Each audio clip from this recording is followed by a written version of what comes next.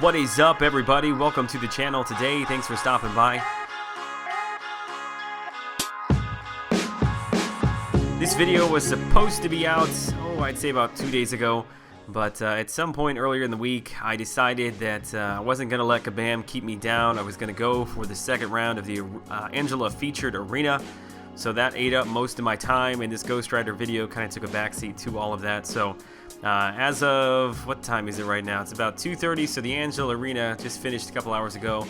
And figured I'd get into this thing right away, get it out as soon as possible. So what I'll do, because we don't have ranked down tickets anymore, I really can't necessarily do all of my reviews with these characters at 550. So I will take him up as high as I can. In this case, it is 440. We'll do some testing and really look forward to that. This is a character I didn't know a whole lot about going into it. And really, I have a whole lot more fun reviewing characters I know nothing about. Helps me to learn a lot. I don't really know what to expect, whether they're going to be good or not.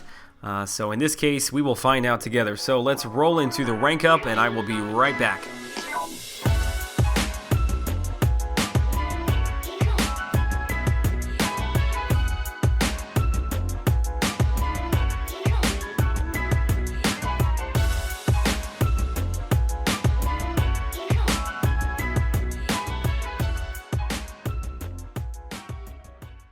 So if you have not really been able to fully understand Ghost Rider, you are definitely not alone there. I did not fully understand how the character worked. I had seen him used before in live streams. I'd seen characters play with him. I knew he had judgments, but I did not really fully understand how they kind of all work together. If you read through the character's ability list, there's a lot of information there, and it can be a little bit more confusing, I think, than it really needs to be. All I would focus on is just not so much trying to remember the names of all these judgments or the percentages or anything. I would just focus on how do you get each judgment. And in total, once he is awakened, there are 6 of them. If he is not awakened like mine, there are only 5. Basically, I'll just run through the list of judgments and how you proc them, what they do, and then we'll kind of go into gameplay and see how they stack on top of each other. So I'll show you some information here. Don't really focus, like I said, so much on that. Let me just get through how you activate each judgment. Then I'll show you in the gameplay how they stack. So the first 2 judgments you get through your regular 5-hit combo. And the difference, depending upon how you finish your combo, is the judgment that you're going to activate. So if you're using a 5-hit combo and you finish it with a light attack, there is a 70% chance you're going to cause a bleed.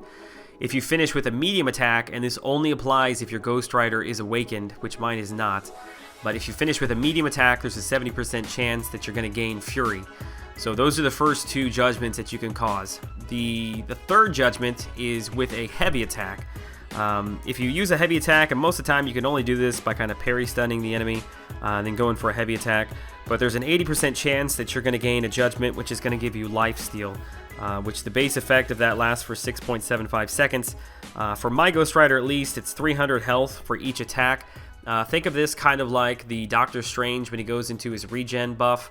Regardless of how hard you're hitting the character, it's not based on damage, it's just per hit. It's a flat line number that you're getting back, which my number 300 there is actually higher because of some of my masteries that I've got set up. So that is your third judgment. First one is your light attack, finishing a 5-hit combo. Second is finishing a 5-hit combo with a medium attack if you're awakened, and the third is through using your heavy attack. Now the 4th, 5th, and 6th judgments are all achieved by using your specials. If you use your special one, there's a 70% chance that you're going to seal the opponent. Basically, you're going to put a nullify on there. It's a similar buff that you would see by using like Jane Foster Thor, or by using Juggernaut. The special one will apply that nullifying buff, that seal. And that is your, what are we on, 4? That's your 4th judgment. 5th judgment is with an S2. That is your power drain judgment. Drains 18% of the opponent's power. And then the 6th and final judgment is when you use your S3, and there's a 100% chance that you're going to gain this. Essentially what this does is, up until this point, you can only use 1 judgment. So if I end a combo with a light attack and I cause a bleed, my very next 5-hit combo, if I try to use a light attack at the end again, it is not going to give me an additional bleed. So you can only stack up to a maximum of 5 judgments. And then to clear those all off and to start over again and get the benefits of the judgment, you have to use the S3. Now the S3 has got a couple of benefits itself. It does direct damage over time. Essentially it's kind of like a bleed. It says through the penance stare, it's 3.5 seconds. It deals some direct damage. It's very minimal damage, to be honest with you. But more importantly, it power locks, it heal locks, and it fate seals for the full duration of the final S3 judgment. Now once that final S3 judgment falls off, because it is on a timer, then all of your previous judgments are now unlocked and you can begin everything again. Now I think honestly that's pretty straightforward, but I think what people struggle with is how the judgments interact and change each other based upon how many of them you have active. For each current judgment that is on the character, it increases the duration of the very next judgment you use by 75%. So for example's sake, let's just use the bleed judgment. So I'm going to end my 5-hit combo with a light attack. I cause the bleed. It lasts for 3.5 seconds. That was with no judgments active. The fight had just started. Now compare that here to the next clip where I've actually got 2 judgments that are active. So I've used a S1 and I've used a heavy attack. So I've got 2 judgments built up there. And this time when I end with a 5-hit combo and cause a bleed, it's actually the 3.5 seconds is extended by 150% because there's 2 judgments times 75%. So that 3.5 second bleed actually turned into closer to 9 seconds, which is quite a bit more. I think this next example probably gives you an even better understanding of how much the judgments affect the duration.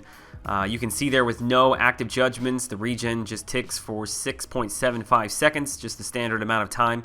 But here now I've got 3 judgments active, so you're looking at 225% increase to the duration. And as you can see there now, that regen is ticking away much, much slower. At 225%, you're talking about a regen that's up somewhere around 20 seconds, a little bit more than 20 seconds. Do notice that just like the bleed, the actual amount of regen you're getting back is not affected by the number of judgments. Think of this kind of like the Doctor Strange regen buff. For every hit you do, it's a flat amount. It's not affected by how hard you're hitting. But this is much more effective than Doctor Strange buff because of the length of time that you can extend it out to. So by using my S3, I have placed my final judgment on Winter Soldier. It is Damnation, pictured there by the Red Skull. He is heal blocked, he is power locked, he is fate sealed and ticking away for a little damage there. For the entire time the Damnation is active. As soon as Damnation falls off at this point, everything has been cleared. Hey, there's Frojo. And I am free to use all of my judgments again. Do keep in mind that the S3 is only supposed to tick for 3.5 seconds. That's the standard amount of time. I ticked for much longer than 3.5 seconds though because of all the judgments that I had built up when I finally used my S3. So you can see there, I was able to get my regen again. I've got my first judgment on the character, and you can kind of rinse and repeat the whole thing from this point moving forward. I think ultimately that Ghost Rider is a very strong character. I love the way that Kabam kind of gave him a totally different take with the judgments and the way that they affect each other and stack. And I think he's a really, really fun character to play. He's one of the few characters that have got an interesting design and that also plays out well into the actual gameplay. I think ultimately though, he is probably best served outside of Alliance Quest and Alliance Wars. So for special events, maybe even regular Act 5 questing, because it just takes so long to build up his judgments and to gain them back and to clear them off. You know, that when it comes down to Alliance Wars and Alliance questing, when you have such a small amount of time, you know, I think you're much better off bringing in characters who don't need all of that ramp up. That way you don't have to waste any time. But on the flip side of that, like I said, for events that are not timed, like the Batista's Challenge obviously is going on right now, you know, if you have the time to build up and to put everything in place, he does have one of the best regens in the Mystic class. He's got a very strong power lock. He's got a very strong bleed if you can build that up. And I think all of those things built together make him a very, very strong contender for special event questing. Now, I think if you're going to use him in special events, the team you should build him around is definitely a power gain team. The quicker that you can get through your power bar, 1, 2, and 3, that is going to determine how quickly you can put on judgments, how quickly you can reset the judgments. He'll be much more effective with the power gain team than kind of sticking with what he's naturally built. His synergies have got a very strong kind of crit damage, crit buff kind of built into them. But I think if you stay away from that and focus more on the power gain for special events, that is really where you will see him shine. Now, I know a lot of people have cleared the Bautista's event with Ghost Rider. I definitely can see how that is going to be done. I would say, though, with an asterisk there, that you may want to think about bringing in somebody else for Rocket Raccoon. Yes, he does have a strong power drain and power lock with the S3, but again, because of the time it takes to build all of that up, you're going to have to bait out a lot of specials. And it's just part of the game. Rocket Raccoon sometimes is really aggressive with his specials. Sometimes you just can't get them out of him. So if you if you bring in a champion that doesn't necessarily have to wait so long to be able to power lock and power drain, obviously thinking Hawkeye, Vision, possibly Psylocke, and Magic for sure. Those are going to be much better served against Rocket Raccoon. But for anybody else in the Bautista's event, Ghost Rider is going to be an excellent choice for. At the end of the day, ultimately, would I recommend to you ranking him up? Yes, is the short answer to that. I think with the special event going on, he's really been highlighted, his abilities. I think we're going to see a lot more special events coming out in the coming months as new chapters are added to Act number 5. All of those things he's going to be very useful for clearing.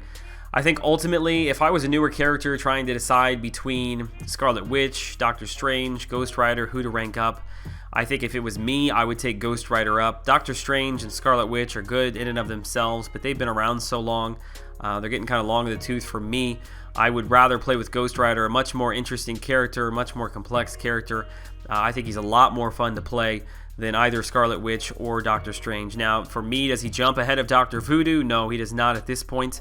But if I was debating, like I said, between those three, you know where I would put my points. So I hope this is cleared up. Maybe any questions you had about how Ghost Rider worked. I'm not going to lie and pretend like he's not a complex character. He is a little bit if you get lost in the wording, but hopefully the actual gameplay, the visual aid has helped you out a little bit. If you have any further questions, though, need some explanation, I'd be happy to answer those for you. So leave your questions down in the comment section below. You can also follow me over on Twitter. My link to that is in the description as well. Ask me questions over there. Alright, as always, I appreciate the strong support from the community. Until the next video, I will see you all then. Have a great day.